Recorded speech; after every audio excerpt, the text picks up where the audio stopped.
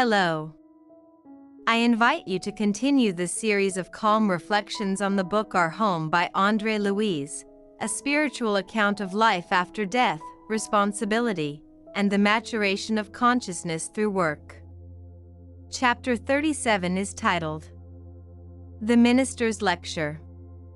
This is one of the most reflective and philosophical chapters in this part of the book. It does not describe dramatic events or difficult scenes from Umbral. Instead, it reveals something extremely important: the law of thought, its creative power, and the responsibility each spirit carries for their own mental life. This chapter also shows how spiritual education functions in the colony Our Home, and how important the understanding of the laws governing thought is for the development of consciousness. After finishing his work, André eagerly awaits the announced lecture by Minister Veneranda. In order to attend, he must first receive permission from Tobias. Tobias explains that these lectures are intended only for spirits who are genuinely interested in learning. Teachers cannot waste time on superficial listeners. For this reason, only those who truly wish to understand the spiritual laws of life are allowed to attend.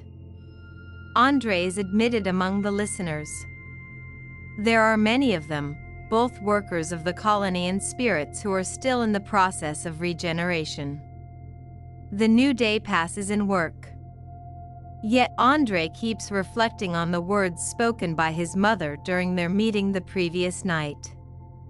One idea especially occupies his thoughts: her reflection on the value of time. She had said that the true value of every hour of work is known only to God. André wonders about this deeply. Is it not the task of administrators to measure the value of work? Tobias explains something very important. Administrators can count the hours of service. They can establish systems of recognition and reward.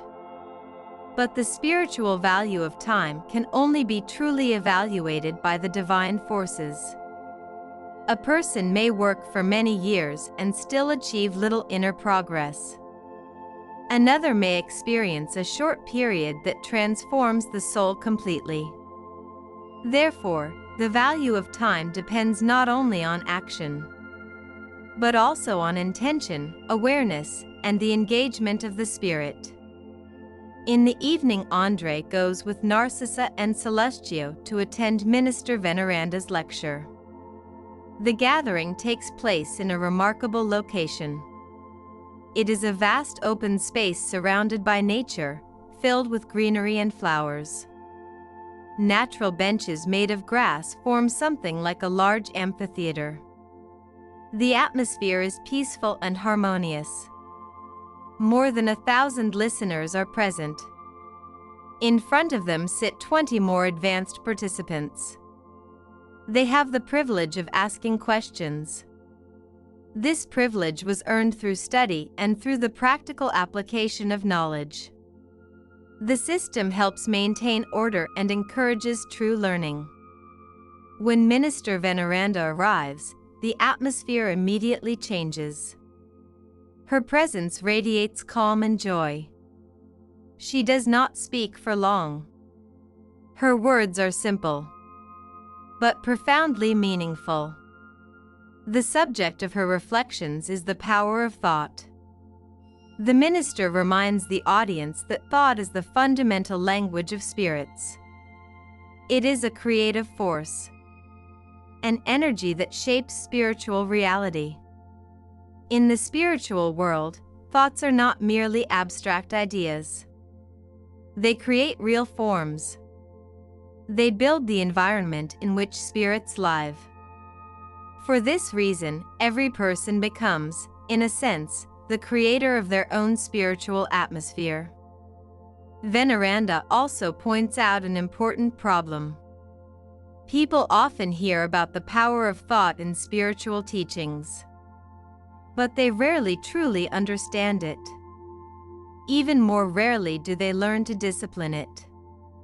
For thousands of years, humanity has used the energy of thought unconsciously, often creating destructive ideas filled with selfishness, fear, or hatred. The minister also reminds the listeners of something essential. Every thought we create remains connected to us. Just as a parent is responsible for their child, a spirit is responsible for its mental creations. Negative thoughts attract similar energies. Noble thoughts create an atmosphere of harmony and growth. This law works continuously. Veneranda uses a simple image. She compares thought to water. Water that rises upward and returns as rain becomes pure and refreshing. Water that stagnates in dirt becomes a source of disease. The same happens with thought. It can become a source of light or a cause of suffering. The minister also emphasizes that our home is a transitional place. It is not the final spiritual world. It is a stage of learning, a place of preparation. For some spirits, it is a step toward higher spheres. For many others, it is a pause before returning to earth. That is why understanding the laws of thought is so important. It is thought that shapes the future experiences of the spirit. Veneranda ends her talk in a very simple way.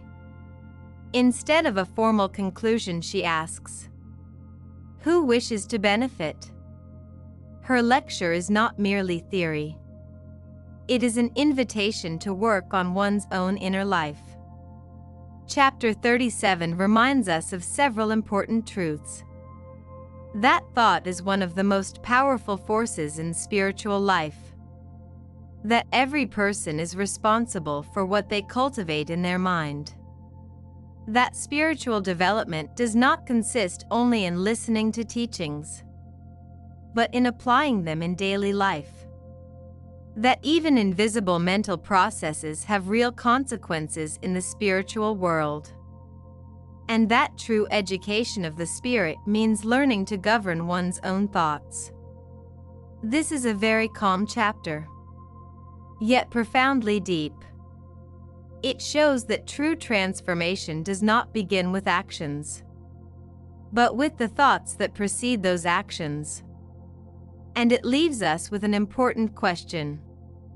What kind of atmosphere do our daily thoughts create? Do they build light? Or do they strengthen chaos and unrest? In the next chapter, André Luiz will continue discovering the laws of spiritual life within the colony. The journey continues. See you soon.